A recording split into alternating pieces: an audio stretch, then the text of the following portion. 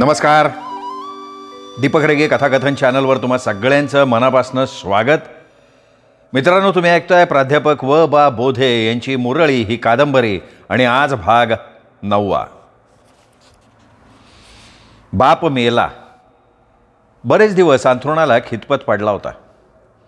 जखमेत किडे झाले तरी जिवंत होता. किंचित धुगधुगी होती, आता तीही संपली. म्हातारी सोडली तर तसं मनापासून कोणी रडलं नाही. केवळ व्यवहार म्हणून सगळ्यांनी डोळे ओले केले. बँकवाल्यानं निदान डोकं तरी भादरलं, पण सुभानरावनं तेवढं सुद्धा केलं नाही. बापाचा सगळा ओढा शुद्धीवर असेपर्यंत थोरल्याकडे राहिला हे तो विसरलेला नव्हता. म्हातारीचं सोनं नाणं सुद्धा जोडीनंच लाटून टाकलं होतं. राधानं एक दिवशी विषयच काढला म्हातारीजवळ. आई, वाडवडिलाचं सोनं सगळ्याला सारखं का नाही वाटलं हो? अगं भया, वाटलं की. कवा कवा वाटलं? थोरली सून सोन्यानं मडली, गळ्यात गंठण, हातात पाटल्या, कानात रिंगा. आम्ही काय घोडं मारले वय? अगं तुझ्या नवऱ्याला दिली की अंगठी आणि सोन्याची चेन, आणि मग थोरलेल्या एकाला काय मोकळं ठेवलंय वय? त्याच्या बोटात 4-4 अंगठ्या आहेत. अगं त्याने नोकरीतल्या पैशानं कमावल्या बाई, त्या तर लय कमवून दण लावली की. स्वतःच्या खात्यावर सगळा पैसा जमा केला त्याने. शेतीतलं उत्पन्न येईल तेवढं तिकडंच. वहिनीच्या गळ्यातला श्रीमंत हार 5 तोळ्याचा असन. अगं त्यो तिच्या बापानं घेतलाय. तू मुरळी, भांडाऱ्याशिवाय काय असतंय तिथं? काय का नसा ना. आमच्या वाटणीचं 4 तोळं सोनं आम्हाला पाहिजे. गंठन, अंगठी, कानातले रिंगा. आता काय हातपाय कोण आणू? काय सोनं हातपाय कशाला ऐकायला पाहिजे? थोरले सोनाच्या टायमाला हातपाय ऐकलं का? पेट्या हुडका की. हाय काय आता त्याच्यात? एकदा सगळी डबडी बाहेर काढा. वडाराच्या सुनकीनं ठेचील ना मी, तवा कळन. हलकट माणसं. अरे स्वार्थाला पण प्रमाण असतं का नाही? या गुणानं वांजोटी राहिली ती. होय का बाया, तू लय फळाला आली. 7 महिने थांबा. या वांजुटीच्या नाकाव किसन देव नाची होती का नाही बघ. भरलं घर, भांडणं सदाची सुरूच राहिली. म्हातारीनं गुपचूप तोळाभर सोनं राधीला दिलं, गप्प बसवलं. बायका शांत झाल्या तरी पुरुष भांडायचे थोडेच थांबतात. क्षुल्लक कारणावरनं दोघे एकमेकांवर वैतागायचे, शिवीगाळ व्हायची. लोक तमाशा बघायचे. कर्कशा वाढत राहायचा. म्हातारीच्या किलकिल्या डोळ्यात मरण तरळायचं, हाडं करकरायची. रानातल्या गड्यांची मजा असायची. दिवसभर मोकळीकच ना, चंगळ नुसती. वांग्याची गाडी बाजारला निघाली की मध्येच अर्धी रीती व्हायची. भाज्या यांच्या रानात पिकल्या तरी शिजायच्या गाड्यांच्या घरात. सगळा गबाळ गोंदा कारभार. 10 दिवसांनंतरची गोष्ट ढबीची पाळी चुकली. तिला स्वर्ग गवसल्याचा आनंद झाला. 4 दिवस वाट बघितली. 5व्या दिवशी नवऱ्याच्या कुशीत शिरली. नवरा बॉम्बलागत मुळात वाळका. आज लय खुशीत दिसती. खरं तर तुमच्या तोंडात साखर घालाय पाहिजे. काय घडलं काय असं? माझी पाळी चुकून 4 दिवस झालं. देवा शपथ. वय भावानी, आई शपथ. 5 वर्ष मी कशी काढली माझं मला माहिती. 1 दिवस निवांत झोप नाही. वाट बघणारेचं देव चांगलंच करतो. ते मस्त खरं आहे हो, पण हाडळ आणि झुटिंग बसलाय ना सारखा वाटेव. त्यासनी काय एवढं घाबरायचं? वाईट माणसं हो. मुरळीची नजर लय वाईट. माझ्या पोटावर त्यांची तेवढी सावली पडू देऊ नका. ते लागलं माझ्याकडं. उद्या सकाळी लवकर गाडीवरनं कराड गाठू, डॉक्टरांना दाखवू, नक्की करू. काय तुम्ही म्हणाल तसं. थांबा, देवाऱ्यातली तेलवात इजली वाटतं. ती उठली, वात वर सरकवली, पुन्हा पेटवली. कधी नवत सुभानराव जरा जास्तच प्यायला होता, त्यामुळे तो गाढ झोपला होता. बोकड घोरावा तसा घोरत होता. राधीनं 2-4दा हलवला पण उठला नाही. मग तीही झोपली. मध्यरात्र झाली तरी तिला झोप लागेना. मध्येच डोळा लागायचा. डिमडी वाजवत नाम्या वाघ्या स्वप्नात यायचा. कोशा पटका बांधून नाचायचा. कधी पोरगं यायचं, राधीकडे बघून हसायचं, मग रडायचं. हात पसरून काहीतरी मागायचं. ती उचका पडल्यागत दाचकायची, गप व्हायची, घामाघूम होत उठून बसायची. असं का होतंय तिला समजत नव्हतं. सुभानरावला सांगावं तर त्याच्या पोटात आज बकासूर घोसला होता. रांगडी झोपेचं सुख तो अनुभवत होता. विचार करत, डोळे चोळत राधा झोपली. पापण्या कधी मिटल्या कळलंच नाही. सकाळी जाग आली तेव्हा उन्हं रांगत आत अंथरुणावर आली होती. दार उघडंच पण किंचित ढकललेलं होतं. ती चरकली. दार उघडं कसं राहिलं तिचं तिला कळेना. म्हातारी बसल्या बसल्या लोटत दाराजवळ आली. ऐकू जाईल असं म्हणाली, अगं झोपताना दार लावावं पोरी. गडी माणसावानी पोरीच्या जातीनं धांदल करू नये. आता वाडा आहे म्हणून ठीक आहे. एका बाजूला घर असल्यावर चोराची धन व्हायची. सहावं झोपावं. तो मुडदा पिला म्हणजे मेल्यागत पडतो. बाय माणसानं जाग सुधरावं. अगं पातळ इकडं तिकडं होतं. उठीव बरं त्याला. पाणी तापलंय, घ्या आंघोळावर कोण. इतक्या लवकर उठलाय? अगं त्या दोघांसाठी उठले. दोघं बी गेले डॉक्टरकडं कराडला. का आजारी आहे कुणी? कसला आजार आणि कुठला फेजार? मला तर तसं काय बोलले नाही. तर हे आपलं पोट पाणी पेकावं म्हणून, दुसरं काय. खडकाव पेरून कुठं उगवतो वय? अगं रामपारी असं नाही बोलू बाया. ती गप्प झाली. आत वळाली, पांघरुणं आवरली. उघडा बंब झोपलेल्या नवऱ्याला गदा गदा हलवत म्हणाली, आता काय झोप मानायची का गांजेची तार मानायची? निस्ती जांभई देत कुस बदलू नका. उठा, 9 वाजले. सगळं गाव उठून रानात गेलं, तुम्ही अंगणात तरी जावा. आळोखे पिळोखे देत तो उठला. तिथेच बसून राहिला. उशाची सिगरेट ओढली तेव्हा कुठं बरं वाटलं. उठून बाजूला झाला. टिनपाटाकडे पळाला. कणीस पळवणाऱ्या झोळीगट टिनपाट सावरत ओढ्याकडे झुकला. राधा हसली. अंथरुणाच्या घड्या घालून कामाकडे वळली. दोघं घरात नसल्यामुळे सुभानरावला मोकळीक मिळाली होती. राधीला तर काय करू काय नको असं झालं होतं. खूप प्यालेला सुभानराव रात्री उपाशीच झोपला होता. उठून 20ची नोट काढत राधीला म्हणाला, गोठ्यात तो यशा दिसतोय का बघ की. कशाला? त्याला म्हणावं एक कोंबडान. रात्री वांग भाकरी बी पोटात नाही गेली. घरात वाश्यात नसताना प्यायची कशाला? आता तो रामशा बाहेर भेटला. बसलो पेत. लय त्रास झाला. आग पडली पोटात. ढोसली असन गावठी. नाही तर काय. त्या भंडारीत रमचा एखादा वाटलाडा असेल बघ. हा एखादा आधा प्यालाय कोणाला माहिती. ते कशाला पितीन का? सापावानी अमृत पिऊन आलाय काय तो? अगं फुकटेसनी काय आवळीचा चिक बी पितीन. रामशा हुशार. 20ची नोट नेली पण 18तच कोंबडा आणला.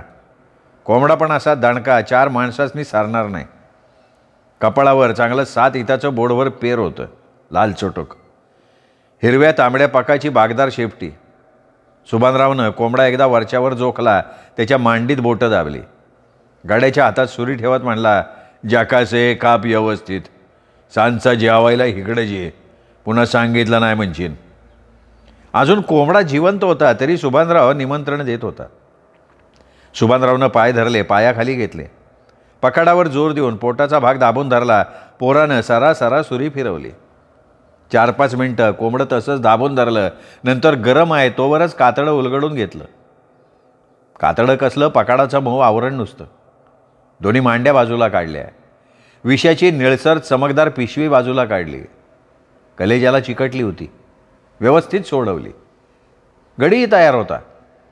हातभर ओंडका आणि कुऱ्हाड घेऊनच बसला होता. न कापणाऱ्या हाडकाच्या मटणाचे तो कटाकट तुकडे पाडत होता. राधी कौतुकानं पाणी घालत होती. नुसत्या वासानं म्हातारी मोहरली. आतबाहेर करायला लागली. मटण चुलीवर शिजत होतं. प्रसन्न करणारा घमघमाट सर्वत्र पसरला होता. कधी नव्यात राधीनं आगबंद नारळ फोडला होता. साऱ्या गरम मसाल्यात खोबरं घालून बारीक ठेचलं होतं. कधी नव्हते तिलाही आज रम घ्यायची इच्छा झाली होती. पण सुभानरावला बोलायचं कसं? तिला पेच पाडला. त्यांनी टेबल ओढलं. बाटली काढली. राधीला ग्लास आणायला सांगितलं. ग्लाससोबत तिने मटणाचे तुकडेही त्याच्यासमोर ठेवले. छान छान छान याला मानायचा अस्तुरी. तेवढा पाण्याचा तांब्या आणा की. हो मी नाही जा. सारखं हेलपटे मारून पाय दुखतात माझं. ठीक आहे भाईसाहेब हम लाते है पाणी. मागं मी नोकरीवर असताना जबलपूरला होतो ना. तब जरा पाणी आणतो. उसके बाद तेरे को किस्सा सुनाऊंगा. तो तांब्या नाचवत आला. बाटली फोडून ग्लासात ओतत म्हणला, त्यो प्यायला बसला का बायकोला समोर बसवायचा आणि म्हणायचा, बीबी के सिवा हम बॉटल को टच नाही करेंगे. बायको बी लय हुशार, स्वतः ग्लासावर वाचायची आणि त्याला पाजायची. काहीतरी गप्पा नका आणू. अगं खरा केसा पुढंच आहे ना. पार्टी रोज याच पद्धतीने व्हायची. पुढं स्थितीच बदलली. ती प्यायला लागली, तो ग्लास भरायला लागला. आम्ही म्हणलं साहब ये कैसे हो गया. तो साला म्हणतो कसा, कधी कधी सरपराज शेपटीकडनं बेळात घोसतेत. आहे का नाही गंमत. विनोद न कळू नये ती कळल्यासारखी हसली. त्यांनी 2 पेग संपवले. तिने 2 पुन्हा ओतले. एक तुकडा खात म्हणला, का की नुसतं मिठवणी मस्त लागते. मला नाही आवडत. बरं बायकांनी दारू पिण्याबद्दल तुमचं काय मत आहे. आहे ना, आहे. बायकांनी दारू प्यावी बायकांनी, पण आमच्या नाही, दुसऱ्याच्या. ती ताडकन उठली, स्वयंपाकघरात पळाली. शिजलेलं मटण मसाल्यात परतलेला कांदा त्यात टाकला, वरून गरम पाणी सोडलं. झाकण ठेवून सुभानरावकडे वळली. हातात सुरी, 2 कांदे, उभ्या फाकी पाडायला लागली. वर्तुळाकृती कांदा चिरण्यातलं तिचं कौशल्य त्याला वाखाणणीय वाटलं. त्याला काय वाटलं कोणास ठाऊक. मध्येच त्याने ग्लास नाचवीत म्हटलं, घेती का थोडी. मग आता पाव तर नंदीवालेवानी चक्रा का मारती मी. अगं मग सरळ सांगायचं ना. आईसाहेब ऐकतीन. ती असेल तिकडं पारड्यात, मसरांची वैरण काडी बघायला गेली असेल ती. पोरानं घरात दारू पीत बसायचं आणि आईने गावभर फिरायचं. चांगला नाही आहे. जमाना बदलला आहे.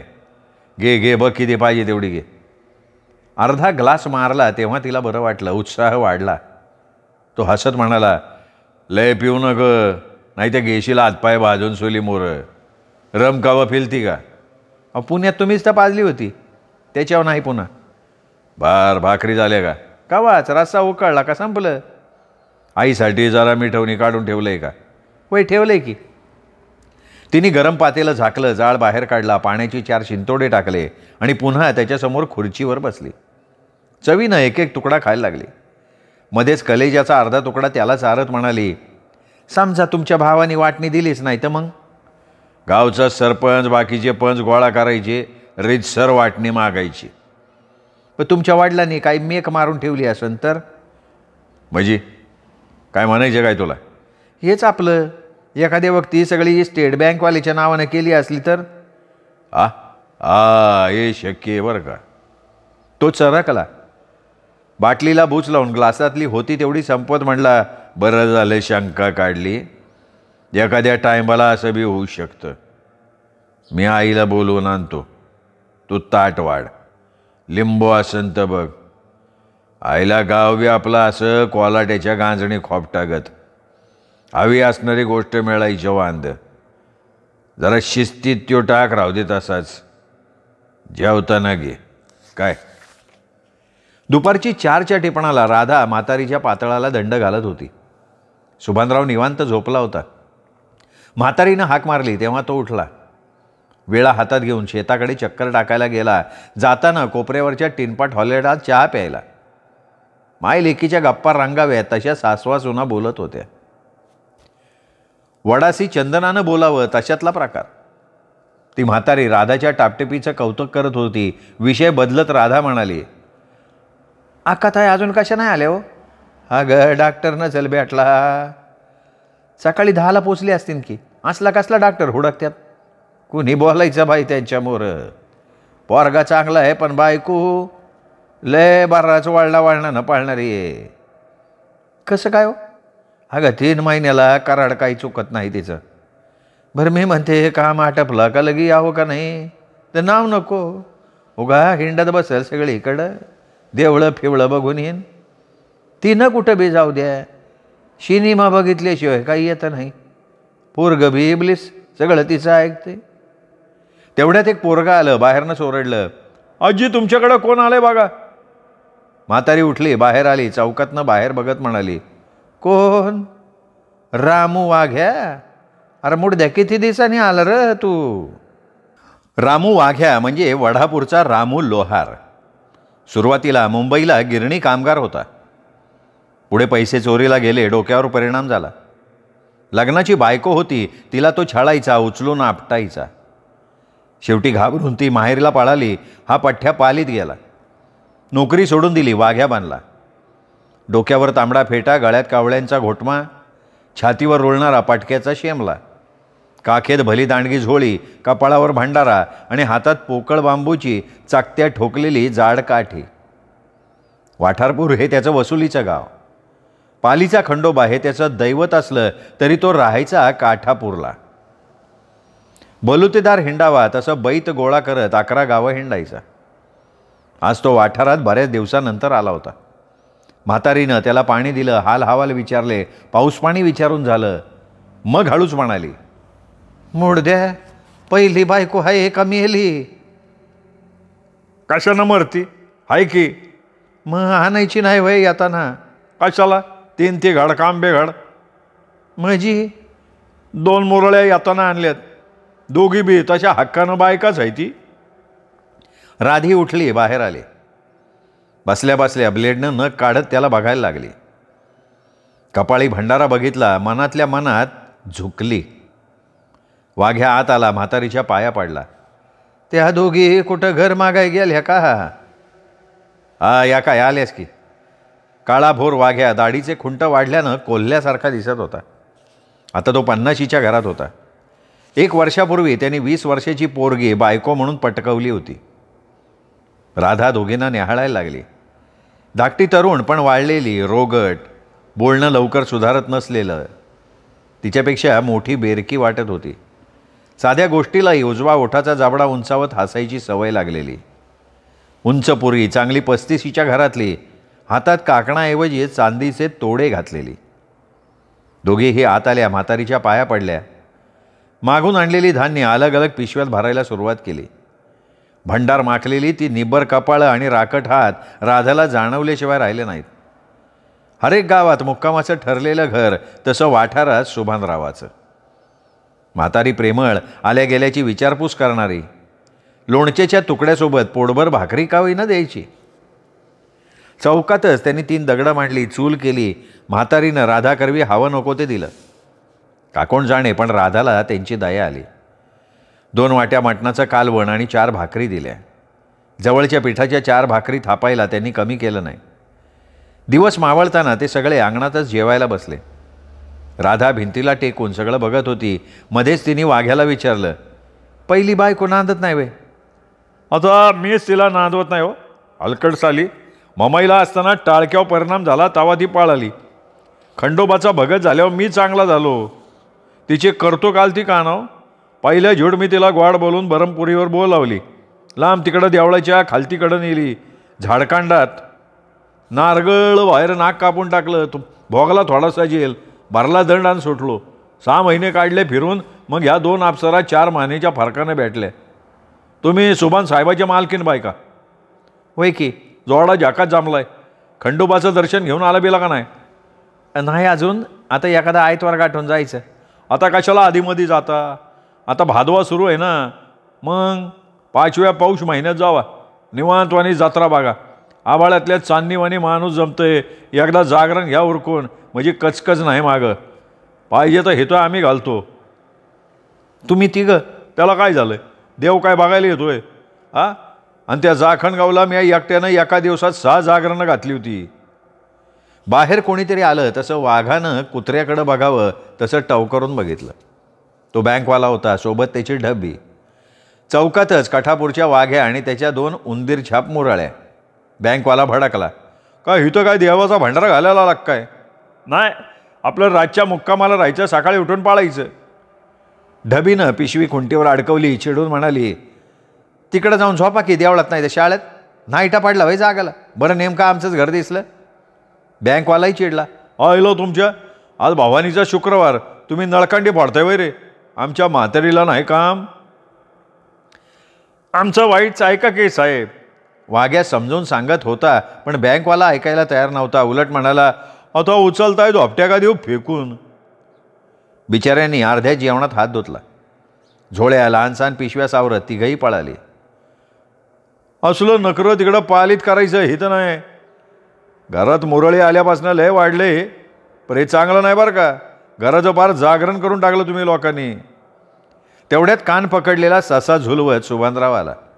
राधीच्या हातात ससा देत म्हणला, आम्ही घराचं जागरण केलंय, पण काही लोकांनी घराचा तमाशा केलाय, त्याचं काय?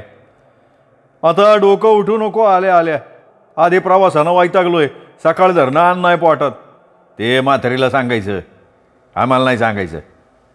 ज्याला पटल ना त्याला सांगावं माणसाने. लेका सकाळी 7ला गेलाय, ते आत्ता 7ला माघारी येतोय. मी म्हणतो 4 तास येण्या जाण्यात गेलं. मधल्या 8 तासात काय केलं सांगू का तुला? सिनेमा बघितला असेल 10चा तुकडा घालून. वर दुसऱ्या मजल्यावरल्या हॉटेलात मटणाचं जेवण, सोबत बियर. तू काय हिथं चणच खात बसला होता का सरबत पीत बसला होता तू? मी खरं ते सांगतो, तुझ्या वाणीला पोत नाही म्या. अरे रांडांच्या पदराखाली वाढत्या 1.5 दमडीचे दलाल. चांगली माणसं हिरव्यागार पिकातून निसवणाऱ्या पोटऱ्यासारखी आपोआप फाकावत्यात. त्यांना गरज नसती कोणाच्या कोबड्यांची. कोबड्या लागतात ते हिजाड्यांना आपलं दलाल पण सिद्ध करण्यासाठी. सुभानराव बोलत राहिला आणि छिन्नीनं कवटी फोडावी तसे शब्द बँकवाला ऐकत राहा. त्याच्या काटकोळ्या राठमानावर थोडी बधिरता येण्या इतपत परिणाम झाला. शून्याला अडकून पडल्यासारखा तो आत गेला, कपाळाला हात लावून बसला. कानात डॉक्टरांचे शब्द घुमले. घरात प्रसन्नता ठेवा. बाई सतत हसत राहतील असं वातावरण निर्माण करा. गर्भ टिकेल. मानसिक ताण वाढला की गर्भपात अटळ आहे. तो अस्वस्थ झाला, डोकं खाजवत राहिला. प्रसन्नता आणि समाधान कायम स्वरूपात घरात टिकवायचं असेल तरी कोणीतरी एकानंच या घरात राहायला हवं. अन्यथा संघर्ष अटळ. नुसता अटळ नाही तर जीव घेणार. पराभूत होऊन मरण स्वीकारणं वाईट, त्यापेक्षा माळावर पाल ठोकून राहिलेलं उत्तम. त्याच्या मनात असंख्य कुविचारांची मडकी गरगरत राहिली. मेंदू ताणला गेला. बायको चहा घेऊन आली, समोर ठेवून कामाकडे पळाली. विणकामाची लाकडी रिंग, कापड, रंगीबेरंगी दोरे यांचा शोध घ्यायला लागली. बँकवाला मनाशी म्हणाला, आपली बायको म्हणजे नुसती आमेबा आहे, आमेबा. आकारहीन, सत्वहीन, नुसता हाडामासाचा गोरापान मुडदा. इथे मादाम क्युरीची बौद्धिक झेप नाही की झाशीच्या राणीचा मर्दानी तडफदारपणा नाही. नुसती अंगभर सुस्ती, 6 महिन्याच्या बाळसेदार अंगासारखी. विजलेल्या गंजीसारखा नामा संपत आला होता. तारुण्याचा जोम औषधालाही उरला नव्हता. मसणवाट्यात कुत्रं रडावं तसा तो आतल्या आत ठसठसत होता. पावसात भिजलेल्या कावळ्यासारखा चौफेर नागवला गेला होता. गंगी काय आणि एकुलतं एक पोरग काय, सगळंच बदललं होतं.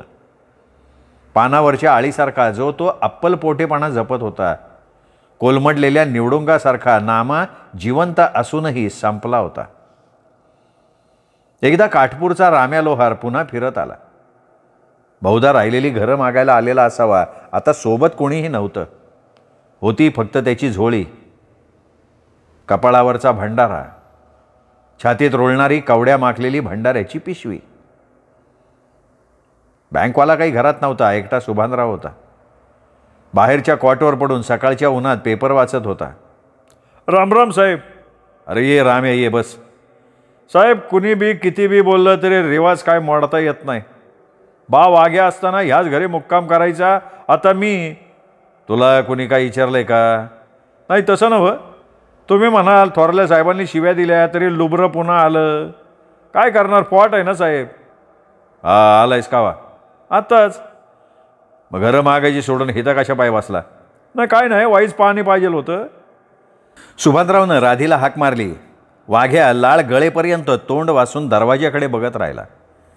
ती दरवाज्यात पाण्याचा तांब्या घेऊन येताच तो एकदम सटकलाच. पटका काढून रिकामं टकुरं खाजवत उठला आणि तांब्या घेत म्हणला, एक बोलायचं होतं साहेब. बोल की. तुमच्या मालकीनबाई नामा वाघ्याच्या ताफ्यातल्या हायती हे मला माहिती नव्हतं. तू नावकी कधीपासून करायला सुरुवात केली? नाही, चुकलं साहेब. कालच्या बुधवारी नामा भेटला होता तडवळ्यात. लय रडत होता, माराई टाकलाय. त्यांनी सांगितलं सगळं. तुम्हासनी तर लय वंगाळ वागते शिवाय देत होता. अजून बाढवा जितताय का तो? तर त्याला काय होतंय, पण आता पहिल्यावानी नाही राहिलं. पार खंगलं, लय खंगला साहेब त्यो. आता लहान तोंडी मोठा घास घेतो, रागवू नका. काय बोलायचं, पटकन बोल रे, येळ नको खाऊ. त्यांनी तांब्या संपवला, उंबऱ्यावर ठेवला. एकदा दारातल्या राधीकडे बघितलं, पुन्हा सुभानरावकडे. पिशवीतली भंडाऱ्याची चिमूट काढली, दोघांच्याही कपाळी लावली. भंडाऱ्याचा कपाळी स्पर्श होताच राधाचे थकलेले डोळे निवळले, स्वच्छ उजळले. ती रामा वाघेच्या तोंडाकडे बघायला लागली. ढबी केराचं टोपलं घेऊन उकिरड्याकडे झुकली. साहेब, जो मुरळी ठेवतो ना त्याचं कधी चांगलं होत नाही. त्यो कोरेगावचा तुकाराम शेठ, जेजोरीची मुरळी त्यानं उचलून आणली, रखेल म्हणून ठेवली. तिच्या पायात त्याने बायको आडात ढकलून मारून टाकली. एकाएकी त्याचं बे डोळं गेलं. आता गो चापसतो बघा, काय दिसत नाही त्याला. पोरट डुकार धोंडिवल्या का धुडीत्यात त्याला. हे सगळं मला कशाला सांगतोय तू? हेच आपलं वंगाळ वाईटापासनं जपून राहा. आता झाली चुकी तर देवाची शांती करा. म्हणजे काय करू? हेच आपलं दणक्या लांगराचं जागरण घाला, पंक्ती उठू द्या, आमच्या बी हातावर 5-50 पडू द्या. मग बघा खंडोबा तुम्हाला पावतो का नाही. माझी बायको तुमच्यासारखा बागायतदार धरून पळाली, पण म्या काढली ना हुडकून, पार तळातनं नाक छाटलं. तसं तुमचं नाही झालं. हां, नामा नाही आला इथपर्यंत, परस्पर रोगात गावला. म्हणून म्हणतो शांती करा. आम्ही आडणी असलो ना तरी चांगलं ते सांगतो बरं का. आणि समज मी देवाधर्माचं काय केलं नाही तर काय होईन? अरे सारं घरदार रास्ता तळाला जाईल, हाताला वाडगा येईल. लय वाईट असतं हे. करणी उलटावी ना तसं सगळं उलटतं माणसाच्या अंगावर. मुरळीचं मरण शेवटी खंडोबाच्या दारात, ते कोणी टाळू शकत नाही साहेब. असं म्हणत त्यानं फेटा डोक्यावर चढवला. मला एक आयडिया सुचली रामे, इकडे कानात सांगतो. वाघ्यात जवळ आला तसा सुभानरावनं गळ्याला हात घातला. एका थापडीत डोक्यावरचं पागोटं उडवलं, दुसऱ्या थापडीत कानशिलात बाजाच घुमला. तो बोलायला तोंड उघडेपर्यंत सुभानरावनं त्याला निब्बार चोपला. एका हिसक्यात भंडाऱ्याची पिशवी तोडली, 2 लाथात गडी आडवा केला. आरामखोर, माझ्या दारात येऊन मला ज्ञान शिकवतोय. कुणी पाठवला रे तुला? नाही, मी स्वतः आलो. चुकलं साहेब. भाडव्या, डाव्या कानात विधभर खिळा ठोकीन, उजव्या कानातनं बाहेर काढील. शहाणपणा सांगतोय. कावळ्याच्या पिटकावाने घबरा, पळ. जातो साहेब, माझी झोळी इथंच राहील. गोट्यातली गुरं खातील दान.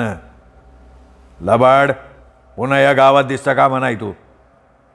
नाही साहेब, मल्हारीची शपथ, पुन्हा या गावात पाऊल नाही टाकणार. सोडा मला. जा की, मी कुठं धरलंय तुला? चल पळ. तो तिथेच झोळी टाकून पळाला. बऱ्याच वेळानं त्याची एक मुरळी आली आणि झोळी घेऊन गेली. जाताना हातापाया पडली. सुभानरावला कसंच वाटलं. राधा भ्रमिष्ठासारखी सुन्न झाली, न राहून रडायला लागली. तसं सुभानराव खेकसला. झाला का पुन्हा तमाशा चालू? काय झालं रडायला? घरी दारी सुख कसलं ते नाहीच बघा नशिबात. जन्मापासनं वैरी कावळ्यावानी जिथं तिथं उभे आहेत. जीवाला शांती ती नाही बघा. मध्येच ढबी बाहेर आली. गोडे तेलाची जर्मनची किटली सुभानराव पुढे नाचवत म्हणली, त्याला संपलंय सगळं. मग मी काय करू? आता बसलाय निवांत, जाऊन या की दुकानातनं घेऊन या. चपात्या तशाला आटाव्या लागतील. मी काय गडी आहे का रोजाचा? मग मी बाई माणूस जाऊ का? राधीनं जा अशी खूण केली तेव्हा तो उठला. खिसे चाचपत म्हणाला, किती आणायचे? त्यात बसन तेवढा आणा. नाही तरी पण 3 किलो. अयो, म्हणजे 50ची नोट पाहेल. तो निघाल्यासारखं केलं आणि तिथेच घोटमाळला. उजव्या हाताच्या अंगठ्यानं शेजारचं बोट नखलीत त्यांनी पैशाची खूण केली. तशी राधीनं भुवई फिरवली. ढबीनं ओळखायचं ते ओळखलं. ती स्वयंपाकघरात पळणार. तोच सुभानराव म्हणला, वहिनी पैसे? कमरचं मोडा. याजाच्या मागं लावून आमचं का हाल करताय? कसलं याज? मला काय माहिती. त्याला तुम्ही पैसे ना तुमच्या. माझ्याजवळ देडके नाही आहे. तुमच्याजवळ? माझ्याजवळ बी नाही. मग थांबा, दादाला येऊ द्या, मी घेतो. मग दादाकडनं मागून घ्या. पैसे मागताय.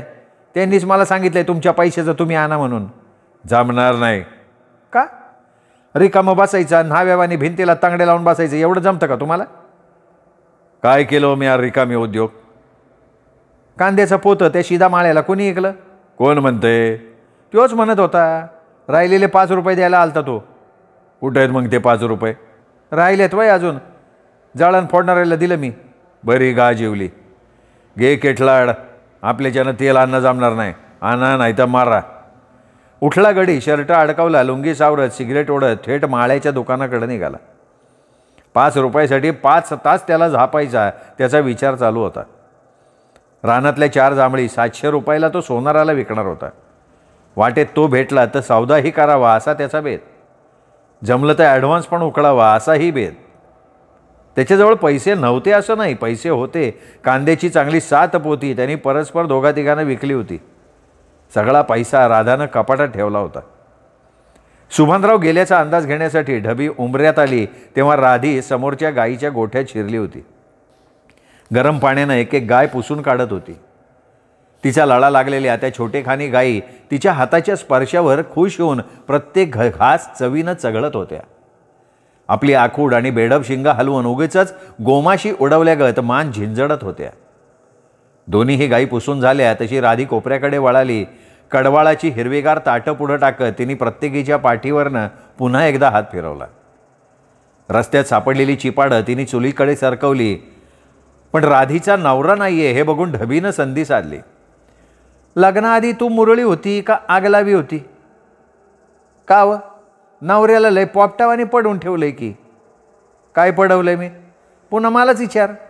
नोटा मोड आहे का हात आकडता घेतोय त्यो? अहो त्याच्याकडे कुठला आल्या नोटा? ते काय कारभारी नाही घराचे. तुम्ही थोरलं तुमचं तुम्ही बघायचं. अगं बाई, आणि तुम्ही काय करणार? आम्ही काय करणार? आम्ही निसता हिशोब विचारणार. तो आणलाय बोलतंय चुरू चुरू तमासगर निघत. तमासगिरीन म्हणायला काय तुझ्या बापान नाही खायला घातलं होय मला? अगं टवळे, माझ्या परत 10 वर्षांनी लहान, मला आरतुरा करती वय तू?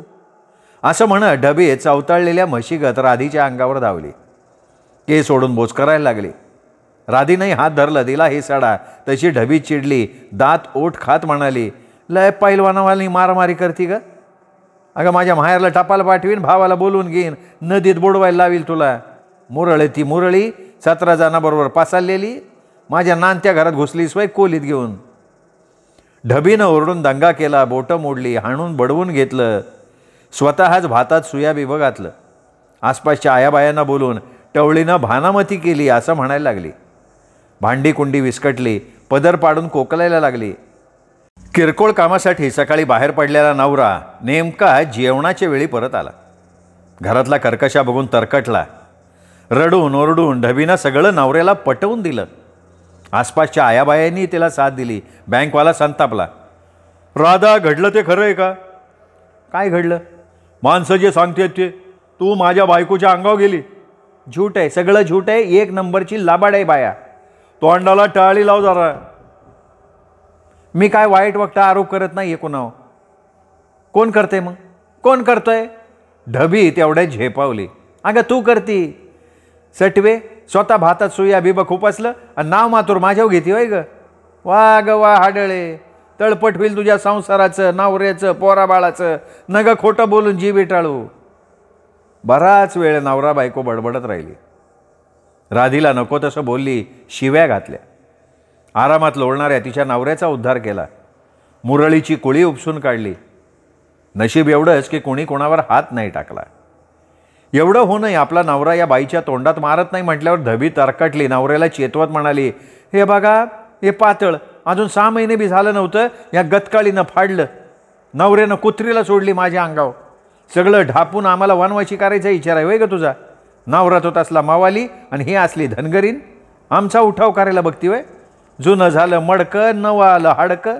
वा ग वा भादर. तोंडाला येईल ते ढबी बडबडत राहिली.